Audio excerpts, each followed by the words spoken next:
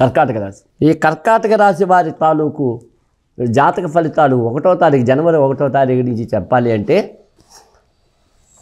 జనవరి 1వ తారీఖున ఉన్నటువంటి గ్రహ సంచారాన్ని బేస్ చేసుకుని జనవరి గ్రహ సంచారాలను 14 వరకు రవి, 24 వరకు బుధుడు, నెలంతా గురుడు ప్రయోజనాలు ఇవ్వగలడు.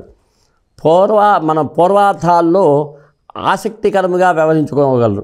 చిన్న తరహా సుఖ సౌఖ్యాలను పొందుతారు. ఖర్చులున్న సంతృప్తిని ఉండగలరు. ప్రయత్న కార్యములు ఆగి సాగుతాయి. విద్యార్థులు స్నేహ మార్గంతో జాగ్రత్తలు పాటించుకోవాలి. బంధువులచే సహకారాలు పొందుతారు. మా పాఠాంతరమున మరింత జాగ్రత్తలు తప్పనిసరి చేసుకోవాలి, జాగ్రత్తగా ఉండాలి. అలాగే ఫిబ్రవరి 12న రవి, 11న బుధుని రాశి మార్పులచే చిన్న తరహా ప్రయోజనాలు ఉన్నప్పటికీ పనులు ఆలస్యంగానైనా పూర్తి చేసుకోగలుగుతారు. మౌనంగా వ్యవహరించుకోవాలి. మధ్యవర్తిత్వాన్ని, పెద్ద మనిషి తరహా పాత్రలను దూరంగా ఉండాలి. కుటుంబ వ్యక్తుల సహకారాలు పెరుగుతాయి. తీర్థయాత్రల వంటివి తలపెట్టుకోగలరు. నూతన పనులను ప్రారంభించుకోనగలరు.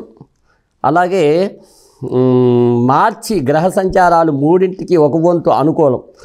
ప్రయత్నములు యందు నిరాశాభావములకు దూరంగా ఉండండి. కుటుంబమున గుర్తింపులు ఉంటాయి. విద్యార్థులకు వ్యాసంగాలకు చురుకుగా సాగుతాయి. అవివాహితుల్లో కొందరికి నిశ్చితార్థాలు అవ్వగలవు.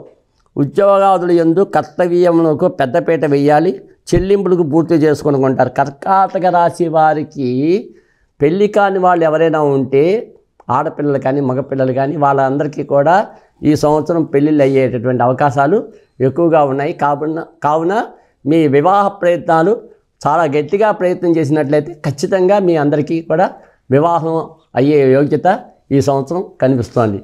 అది కూడా మార్చిలో నుంచి స్టార్ట్ అవుతుంది. కాబట్టి అందరికీ కూడా మంచి జరుగుతుంది.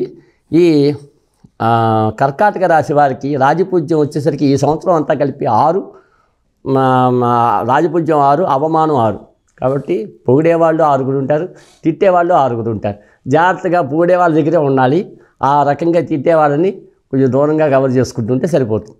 అలాగే ఆదాయం వచ్చేసరికి 14, వ్యయం వచ్చేసరికి 2.